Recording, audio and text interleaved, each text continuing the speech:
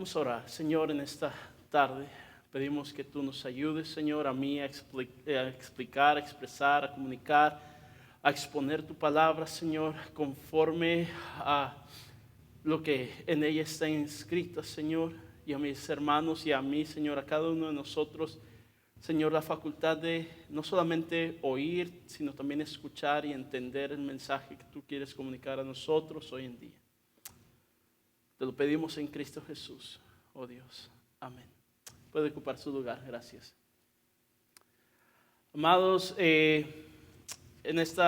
usualmente el domingo antes de lo que es la resurrección, o cuando celebramos la resurrección, celebramos lo que es el domingo de Ramos, sino domingo de Ramos o la entrada triunfal, también se dice el día de Palmas, creo que algo así, no recuerdo exactamente, pero la cuestión es esta: algo es celebrado, y esto se celebra desde el primer siglo, desde el segundo siglo, y poco a poco se fue reconmemorando. Ahora esto, amados, esta entrada, este pasaje que acabamos de ver, es uno de los pocos eventos en la Escritura que son narrados en los 4 evangelios, es decir, en Mateo, Marcos, Lucas y Juan.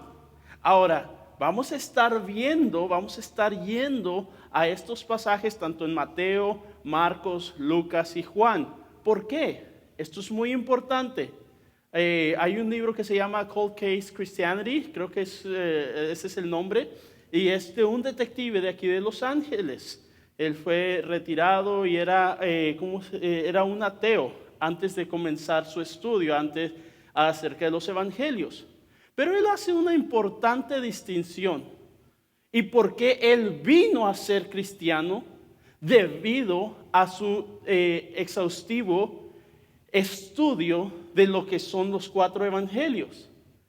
Y esto es lo que él dijo, si lo puedo parafrasear: la conjetura a la que llegué de que el cristianismo y el evento de la resurrección, la vida, la crucifixión de Cristo es una realidad, es porque yo fui un detective de homicidios por tantos años y sé cómo diferentes testigos aportan para una realidad o una verdad, y eso indica la evidencia.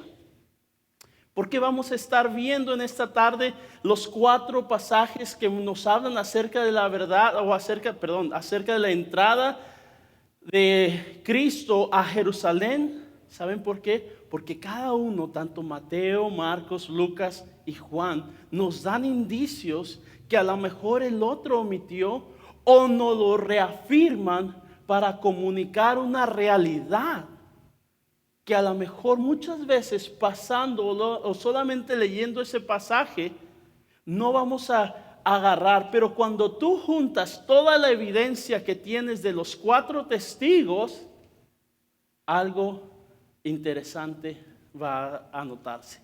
Ahora, leímos en primer lugar lo que es el Evangelio de Juan, pero vamos a estar leyendo unos pasajes más, como lo noté. Y esta predicación la titulé Sálvanos, Señor. Y ahorita en unos momentos vamos a entender por qué esto. Pero para entrar en detalle, amados, cuando usted va a investigar, o cuando usted va a estudiar, o cuando usted va a leer algo, una de las cosas que personalmente me gusta hacer cuando voy a examinar, cuando voy a comenzar a leer un libro, cuando voy a hacer un trabajo, es decir, si le doy un ejemplo de la vida diaria, la otra vez me iba a poner a hacerle el servicio al boiler, al calentador de agua. Pero Ángel no tiene experiencia en lo que es plomería. Ya le iba a llamar a mi hermano Julián acá, pero esto es lo que hice. Para yo poder hacer esto, tuve que primero ponerme a leer unos libros, ¿cómo se hace aquí? Unos manuales, ver unos videos, y ya después, así es como se le hace, así es como tengo que hacer. De esta manera, amados, y a lo mejor es un ejemplo un poco vago, un poco circunstancial, pero de esta manera, amados, es que vamos a estar yendo a los evangelios. Quizá no tenemos todo el conocimiento, no vamos a ver todo lo que estamos llevando a detalle, pero vamos a ir sigilosamente y vamos a buscar el contexto. Esto es muy importante, el contexto, para tener una noción más clara de lo que vamos a estar estudiando. Recuerda cuando nuestro pastor a veces nos dice la visión 20 versos antes, 20 versos después. Bueno, vamos a ver cuál es el contexto para nosotros poder entender un poco mejor qué es la entrada triunfal. Ahora, esta enseñanza o esta predicación la dividí en tres partes. Primeramente, la preparación, y esto es lo que les estoy hablando, el contexto. En segundo lugar, vamos a ver lo que es la profecía. Y en tercer lugar, vamos a estar viendo lo que es la entrada triunfal. ¿Ok? Nuevamente, la preparación, la profecía y la escritura, y lo que es la entrada triunfal. Para ponernos en contexto, primeramente hay un escenario. Y miren lo que dice ahí en Juan, por favor. Juan dice lo siguiente: el siguiente día, grandes multitudes habían venido a la fiesta al oír que Jesús venía a Jerusalén. Ahora, Juan nos da un indicio de dónde va a ser la fiesta. ¿Dónde es que va a ser la fiesta? En Jerusalén. Pero antes de llegar a Jerusalén, esto es lo que vamos a ver, sucede lo siguiente. Y este es el escenario, este es donde se están llevando a cabo las situaciones. Mire lo que nos dice Mateo. Mateo nos dice lo siguiente ahí en el capítulo 21, verso 1 en adelante. Y esto es lo que nos dice: cuando se acercaron a Jerusalén y vinieron a Betfagé, al monte de los olivos, Jesús envió a 2 de sus discípulos. Ok, este es donde estaban. Este es el escenario. Jesús viene subiendo a Jerusalén. Ahora, ¿cómo sabemos esto? Capítulo 20, ahí en el capítulo 20, verso 17 en adelante, Jesús anuncia su muerte y hay una pequeña frase que dice: subiendo Jesús a Jerusalén. Jerusalén es una ciudad que está localizada en un monte. Y hay como un valle, no puedo decirles exactamente porque no he estado ahí, pero hay como un valle en medio de lo que es Jerusalén, y Jerusalén es una ciudad elevada, pero el Valle de los Olivos está un poco más elevado. Jesús venía subiendo a Jerusalén y llega primeramente a 2 ciudades o 2 aldeas. Estas 2 aldeas son llamadas Betfagé y Betania. Ahora, estas 2 ciudades están aproximadamente a 3 kilómetros o estaban a 3 kilómetros o 1.80 millas, 1.90 millas. Si lo puedo poner en un lenguaje actual, es como si usted caminara de aquí a la Macy's o de aquí a la Costco. Un aproximado. Esos son 3 kilómetros o 1.8, 1.9 millas. Esa es más o menos la distancia que Jesús iba a recorrer de lo que es Betfagé y Betania a Jerusalén. Ese es donde Él está primero y donde le dice a sus discípulos: ¿sabes qué? Necesito que vayan y agarren este burrito. Pero eso no es todo, amados. Hay un escenario y hay un lugar al cual Jesús iba. Primero Él está en el monte de los olivos entre Betania y Betfagé y va a caminar aproximadamente estos 3 kilómetros o 1.8 millas para llegar a Jerusalén. Pero hay algo que nos debemos también notar, y es lo siguiente. En Lucas capítulo 19, verso 28 dice lo siguiente: dicho esto, iba adelante subiendo a Jerusalén, y aconteció que llegando cerca de Betfagé y de Betania, al monte que se llama de los olivos, envió a sus discípulos diciendo: id a la aldea de enfrente, al entrar en ella hallaréis un pollino atado, el cual ningún hombre lo ha montado jamás. Desatadlo y traedlo.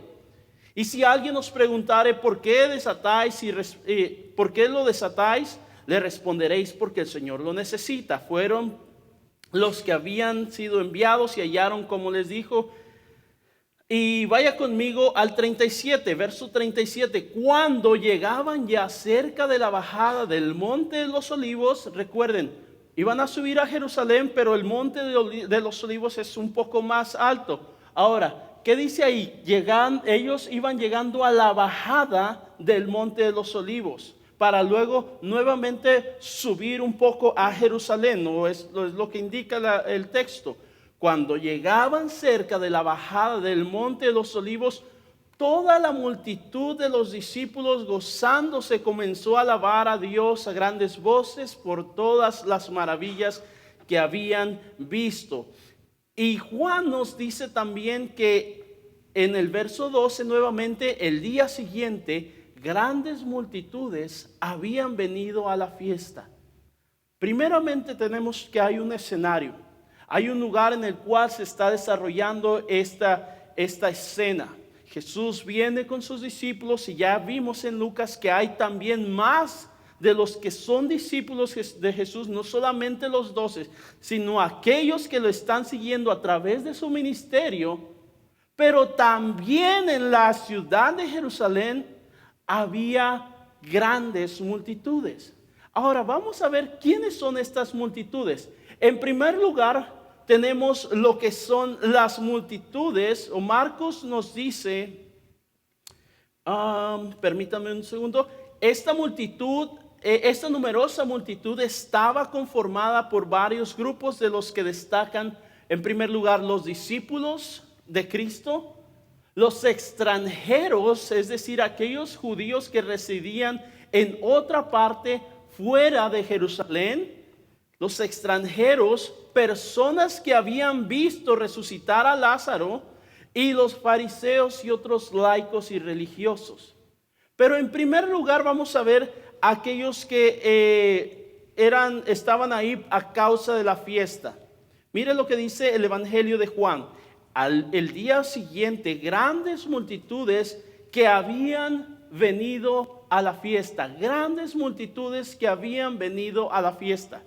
Ese habían venido tiene en el sentido original, en el griego original de la palabra, es que ellos arribaron, ellos vinieron, ellos viajaron desde un lugar sea cercano o lejano para venir a Jerusalén. Estudiosos y eruditos bíblicos hablan de un aproximado de 2 millones de personas, 2 a 2.5, 2,5 millones de personas en Jerusalén en ese entonces. Ahora, ¿qué sucedía en Jerusalén en ese entonces, o por qué es que venían a Jerusalén tantas personas?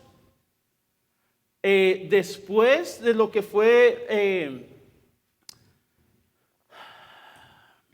después de las reformas de Josías, si mal no recuerdo, la gente, o se instituyó que las gentes o que los judíos vinieran a Jerusalén a adorar durante la Pascua.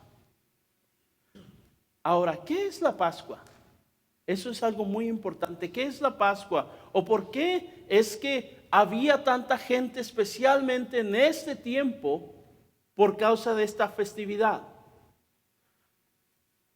Mire, esto es lo que dice, déjeme le leo esto rapidito.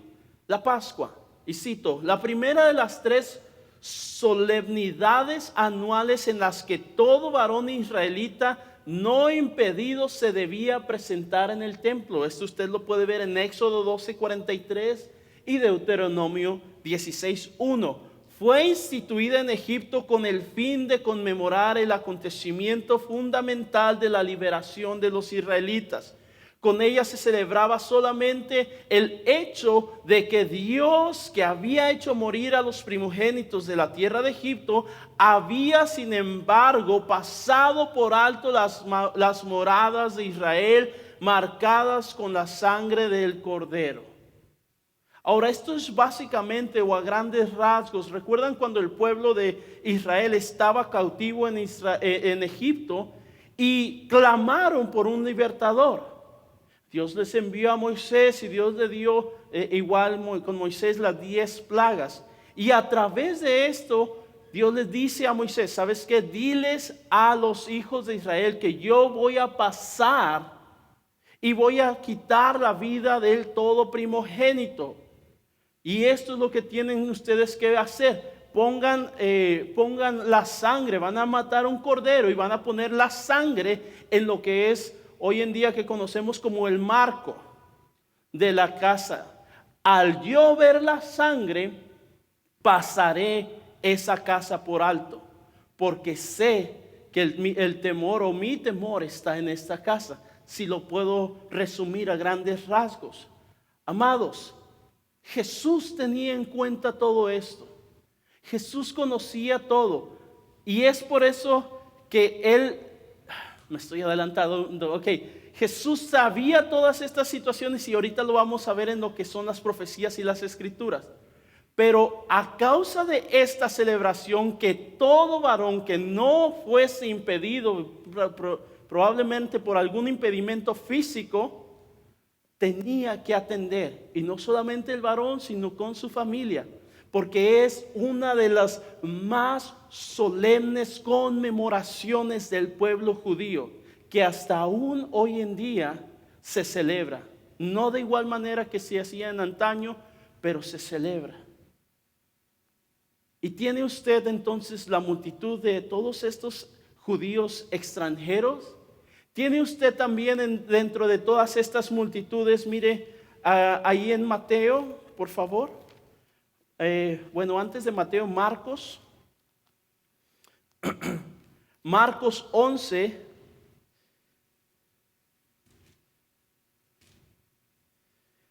Once 7 dice, y trajeron el pollino a Jesús y echaron sobre él sus mantos y se sentó sobre él. También muchos tendían sus mantos por el camino y otros cortaban ramas de los árboles y las tendían por el camino. Y los que iban delante y los que iban detrás daban voces diciendo, Hosana, bendito el que viene en el nombre del Señor, bendito el reino de nuestro Padre David que viene, Hosana en las alturas. Y miren lo que dice el pasaje acá en Mateo 21.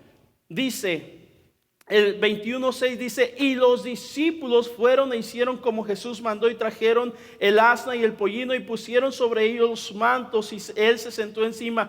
Y nuevamente, y la multitud que era muy numerosa tendía sus mantos en el camino y otros cortaban ramas de los árboles y las tendían en el camino. Y la gente que iba delante y la que iba detrás aclamaba diciendo, Hosana al Hijo de David, bendito el que viene en el nombre del Señor, Hosana en las alturas. Amados, todas estas, y en Juan, una cosita más, en Juan podemos ver que había fariseos y los principales religiosos, y que dijeron, ya ven, el pueblo se va tras él.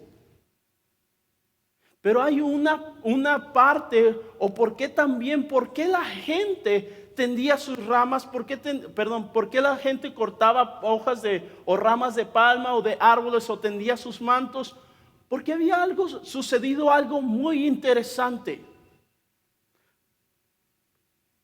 Y a Jesús, aunque no le llamaban el Mesías, se le conocía como el profeta de Nazaret. Y esto es lo que sucedió ahí en el Evangelio de Juan, por favor. Evangelio de Juan. El Evangelio de Juan dice lo siguiente, en el capítulo 12, verso 17, dice lo siguiente, y daba testimonio la gente que estaba con él cuando llamó a Lázaro del sepulcro y le resucitó de los muertos. Entonces, amados, tenemos que hay extranjeros en esta multitud, que hay personas que seguían a Jesús, que no eran meramente sus discípulos, pero eran seguidores, discípulos de Jesús. Tenemos personas religiosas, pero también tenemos un grupo que a lo mejor muchas veces pasamos por alto. Y eran aquellos que habían ido a consolar. La Biblia dice ahí en unos capítulos anteriores en Juan, que habían los judíos que habían venido de Jerusalén a consolar a María y a Marta. Y no eran un número pequeño. Y estos judíos, a causa de que Jesús había levantado de entre los muertos a Lázaro, muchos de ellos habían creído. Y esto es lo que pensaban, que Jesús iba a ser el gran libertador, que iba a poner a Israel nuevamente en la cúspide de lo que es la política internacional, si lo puedo poner de esta manera. Ellos estaban buscando una persona que viniera a acabar con el imperio romano, con la sedición, con lo que es lo que los romanos, la ocupación romana. Y ellos estaban, después de ver el milagro que Cristo hizo, ellos estaban a la expectativa y estaban diciendo, este es el que nos va nuevamente a dar un estatus como una gran nación. Siria, Roma, todos estos países, naciones o imperios van a caer a nuestros pies, porque el que nosotros tenemos hace milagros. Nos dio de comer hace un tiempo, alimentó a 5,000, 6,000 de nosotros. Este tiene que ser.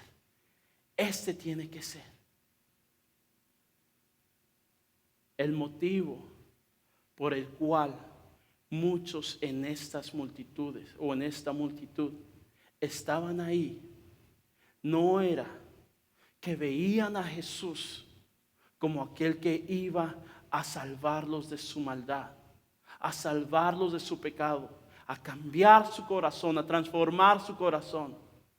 Pero ellos tenían su propia agenda, ellas tenían su propia visión del reino.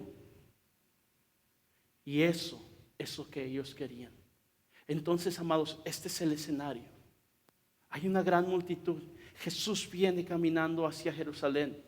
Las multitudes empiezan a cortar ramas de árboles, empiezan a cortar ramas de palmeras, de palmas.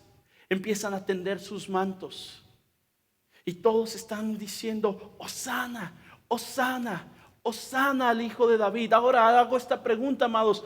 ¿Cuándo durante el ministerio de Cristo habíamos visto a Jesús públicamente decirle a uno de los fariseos y a los religiosos de ese entonces, si estos no hablan, las piedras van a hablar?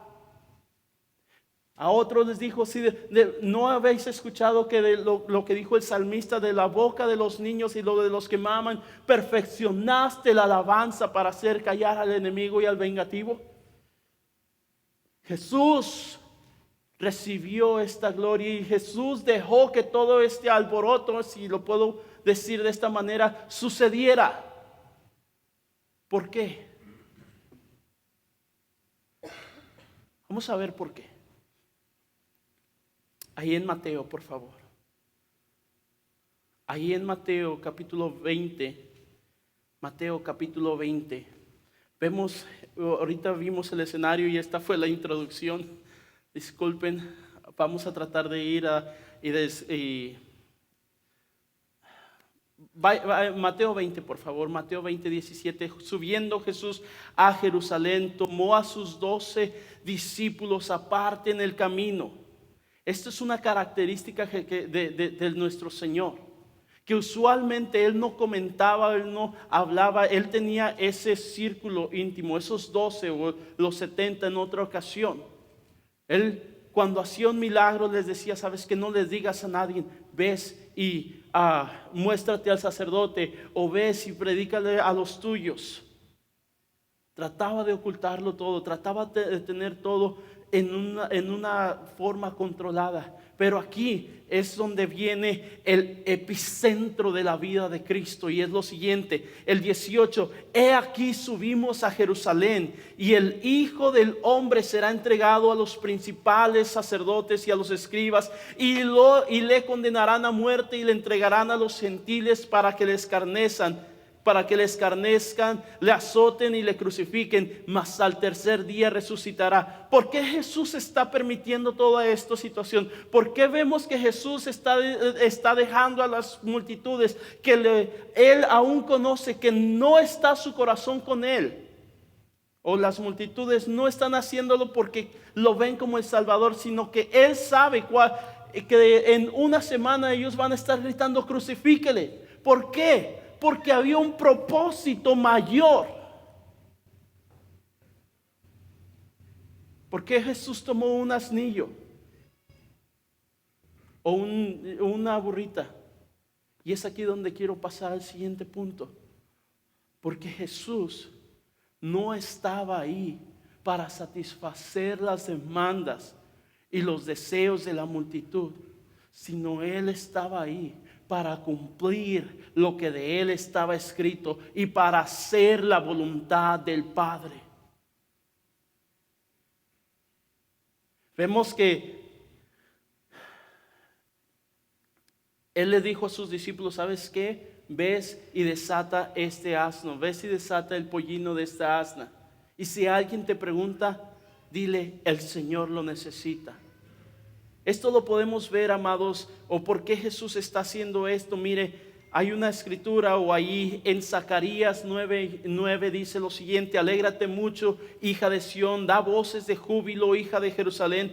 He aquí tu rey vendrá a ti, justo y salvador, humilde y cabalgando sobre un asno, sobre un pollino, hijo de asna. Ahora, esto es algo que a lo mejor se sale fuera del contexto de lo que es la mente hebrea. No, amados, cuando Acab, localizan a Acab, uno de los peores, de los reyes más malvados de lo que fue el antiguo reino de Israel. Cuando Dios le dice al profeta: ¿sabes qué? Ve y unge a Jehú, porque él va a ser rey. El profeta va y unge a Jehú. ¿Y sabe qué sucede? Usted lo puede leer ahí en el libro de los Reyes. Cuando él es ungido rey, traen un pollino y le ponen los mantos y lo declaran como rey. Similarmente, cuando Salomón es nombrado rey, es llevado en un pollino. Amados, esta es la manera en la cual en la mente hebrea, al ver que Jesús venía en un pollino, ellos son muy celosos de las leyes y de las ordenanzas. Y cuando ellos ven a Jesús viniendo en un pollino, ellos recuerdan: esto ya ha sucedido. Este no es cualquier persona, este es un rey que está siendo ungido y que viene para conquistar. En ese entonces Jesús no iba para conquistar, o no había en el sentido para conquistar físicamente. Su meta no era, amados, rebelarse en contra del imperio romano. Su meta era la cruz.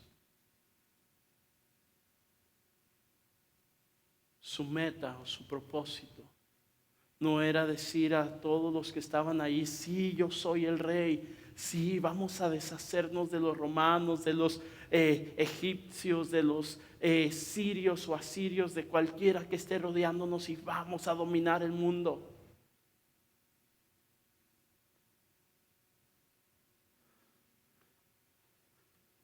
Su meta era la cruz. Y él, vuelvo a notarlo, se lo dice a sus discípulos ahí en Mateo 20, 17 y 19. Vamos a Jerusalén, pero no va a irnos muy bien.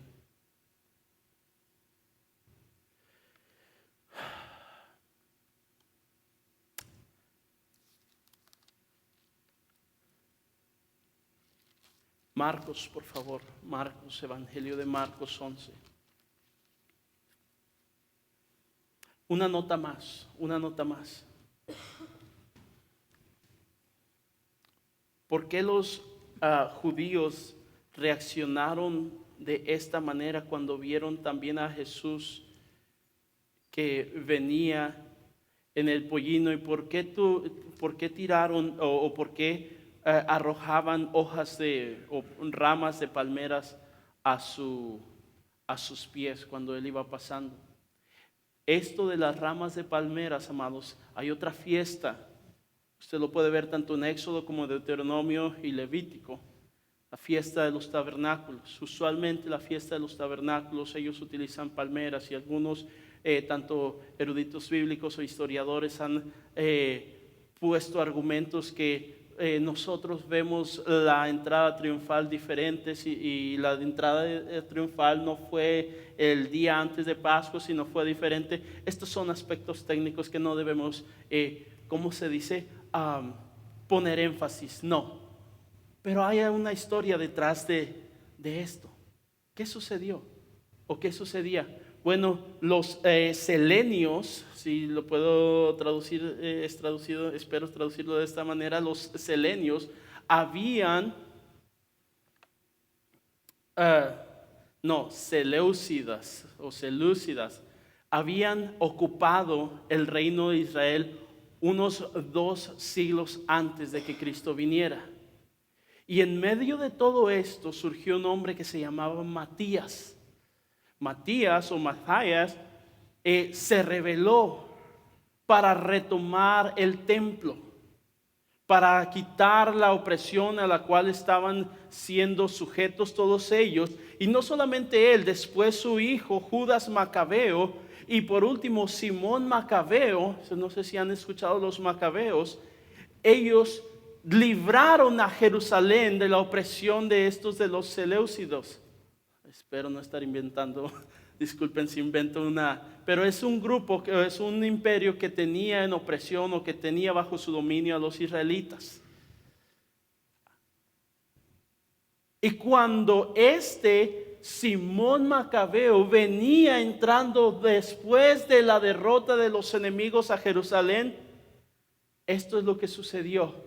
La gente, al ver el poder militarístico y cómo ellos habían vencido a los opresores y cómo los habían librado, la gente comenzaron a agarrar palmas, hojas o ramas de palmas, y empezaron a tirarlas enfrente de él. Empezaron a tirar los mantos. ¿Por qué? Porque ellos veían o ellos vieron este poder militarístico y ellos pensaron: este es el Mesías, este es el que nos va a traer nuevamente a lo que es la cumbre o la cúspide de lo que fue el reino davídico.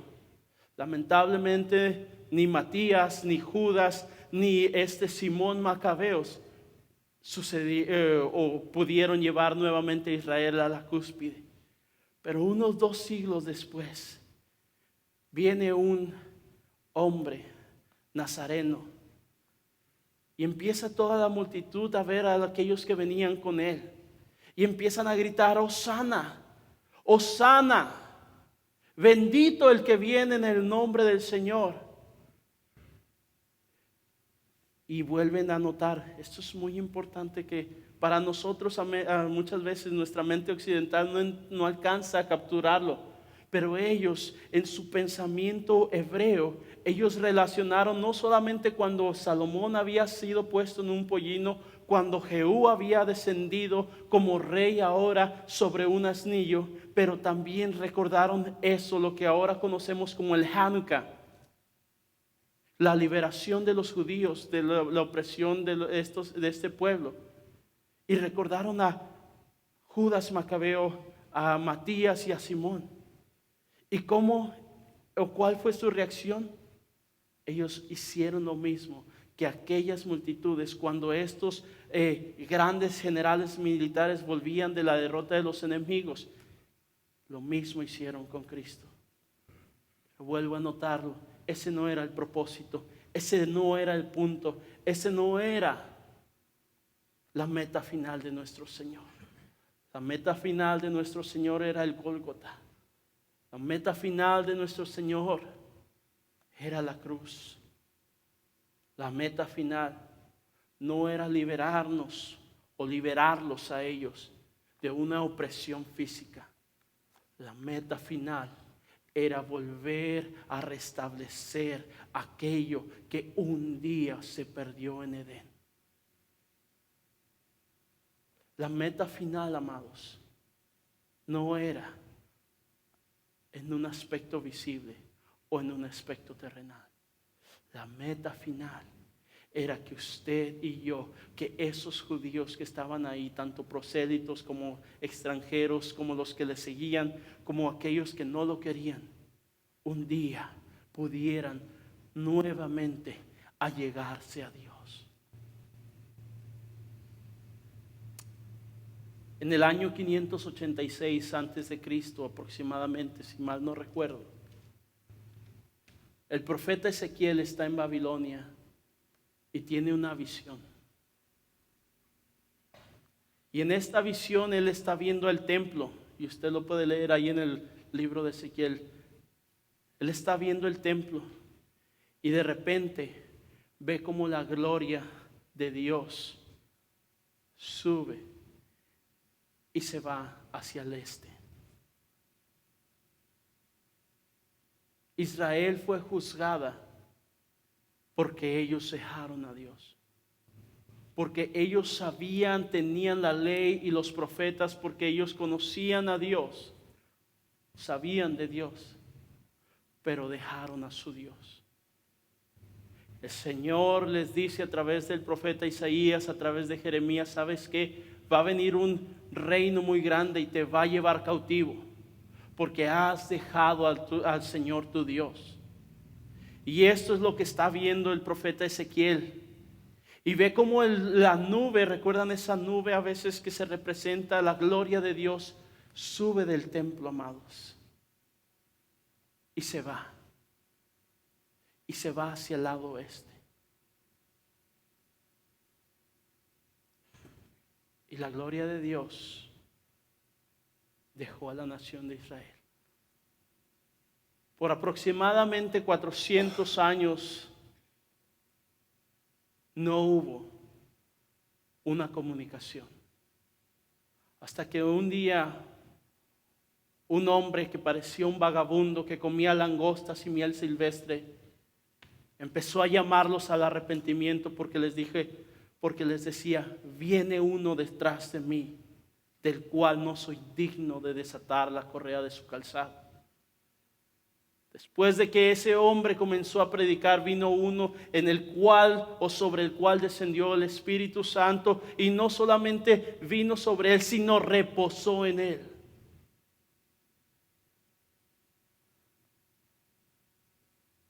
Treinta años más tarde está en el este de Jerusalén.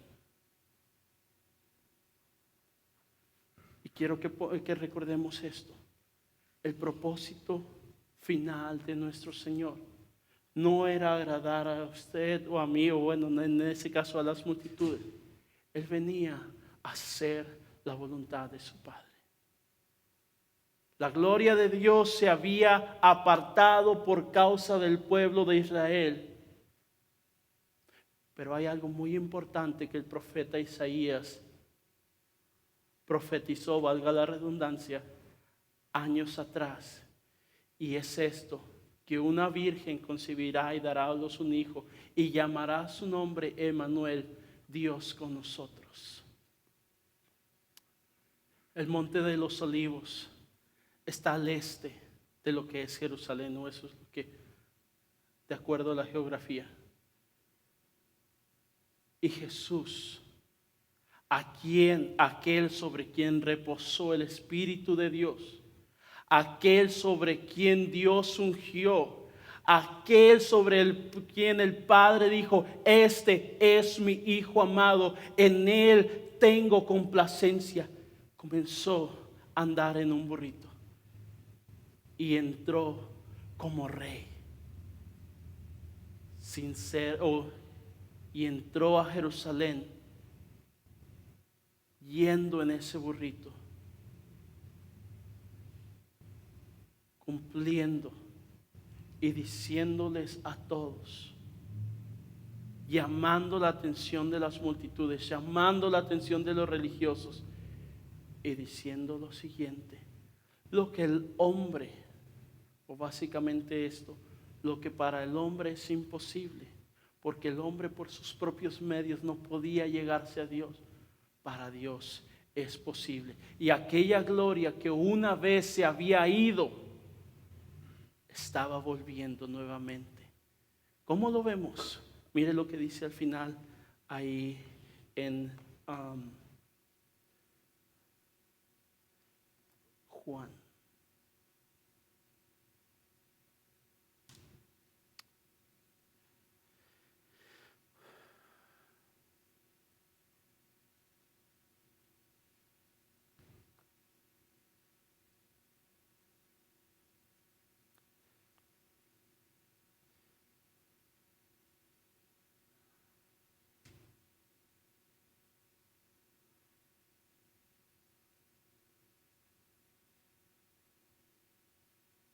Perdón, Marcos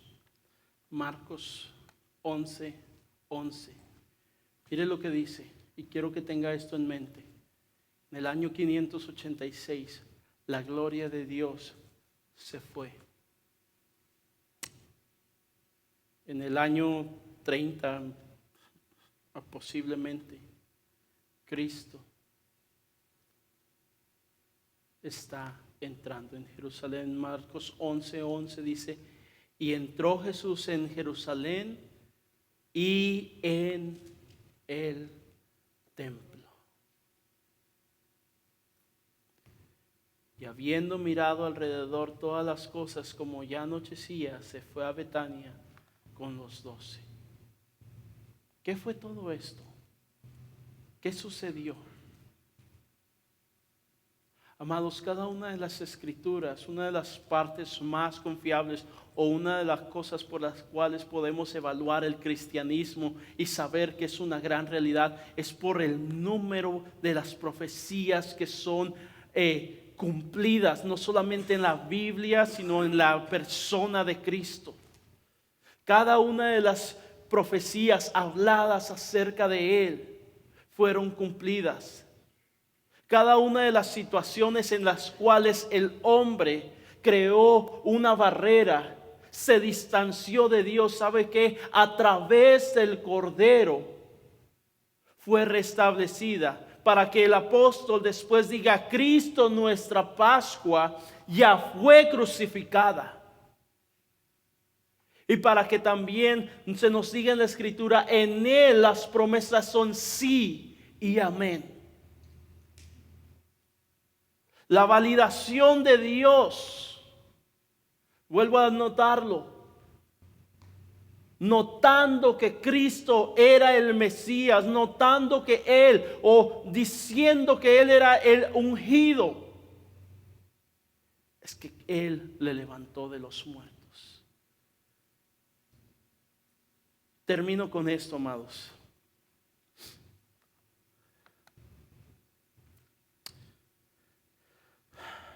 Mateo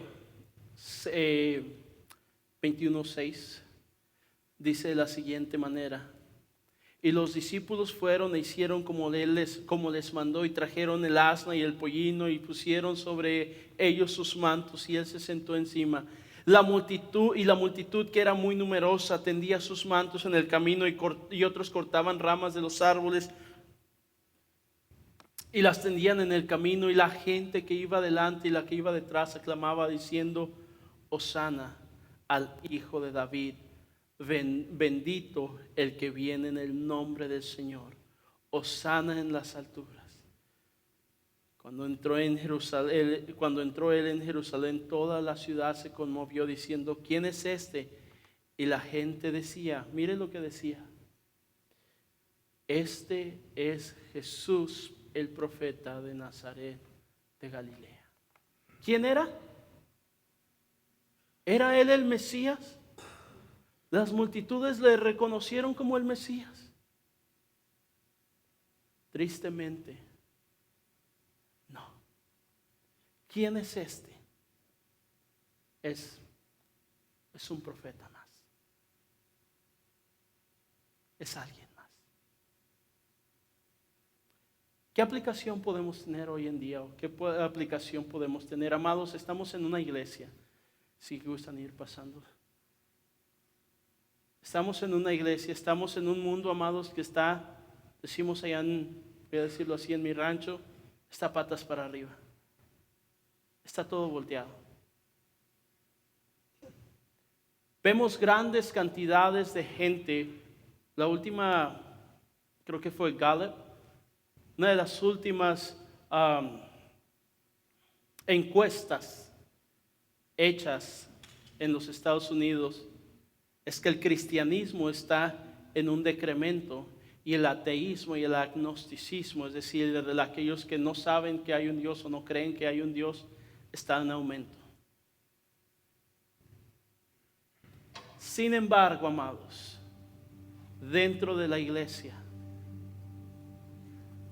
tenemos discípulos, tenemos aquellos que han escuchado acerca de los milagros de Jesús, tenemos aquellos que han visto las maravillas de Dios y tenemos aquellos 12 que siguen a Jesús.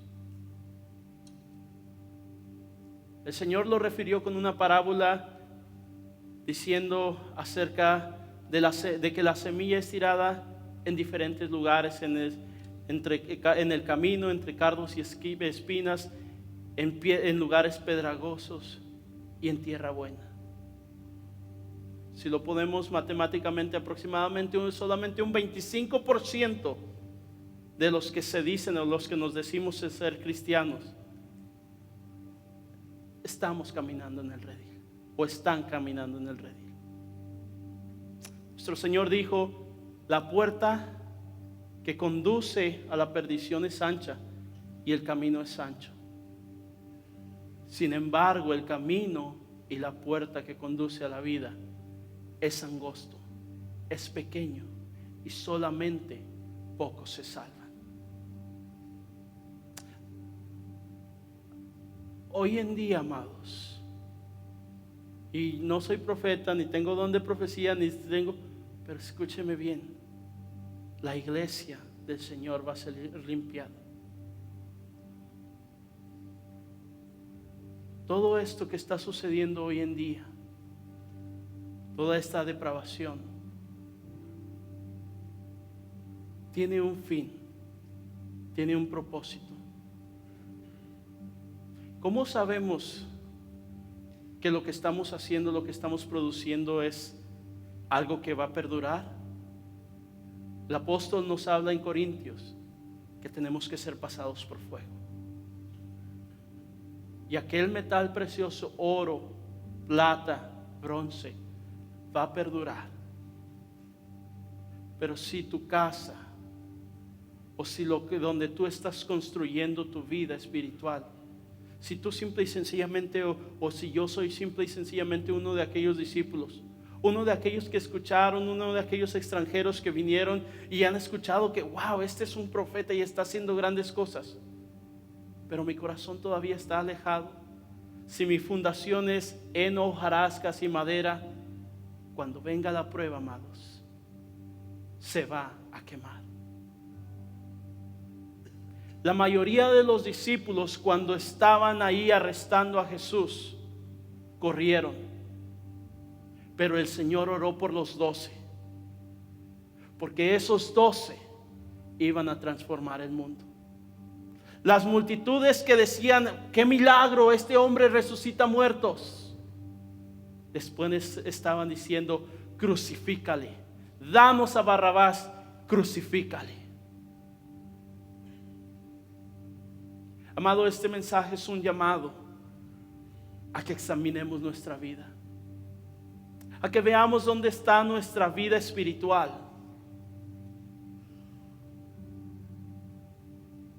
Y amados, el Señor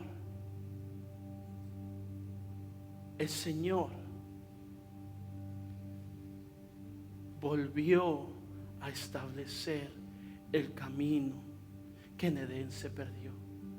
La gloria de Dios que una vez se fue del templo. Cuando ese burrito iba entrando, alguien que el cielo y las estrellas, que en Apocalipsis leemos que los seres, que toda la creación se dobra, se postra y adora, estaba volviendo ahí. Porque solamente Él podía hacer. Si usted y yo necesitamos volvernos a poner a cuentas con Dios o quitar cosas de nuestra vida, amados, Él puede y Él quiere. Confíe en Cristo, porque Él es suficiente. Señor, en esta tarde te damos gracias porque hasta este momento tú has sido bueno, Señor. Señor, ayúdanos a tener una agenda nosotros mismos para querer, Señor, usarte de acuerdo a nuestro propósito. Y si tú nos satisfaces aquello que nosotros queremos, desecharte.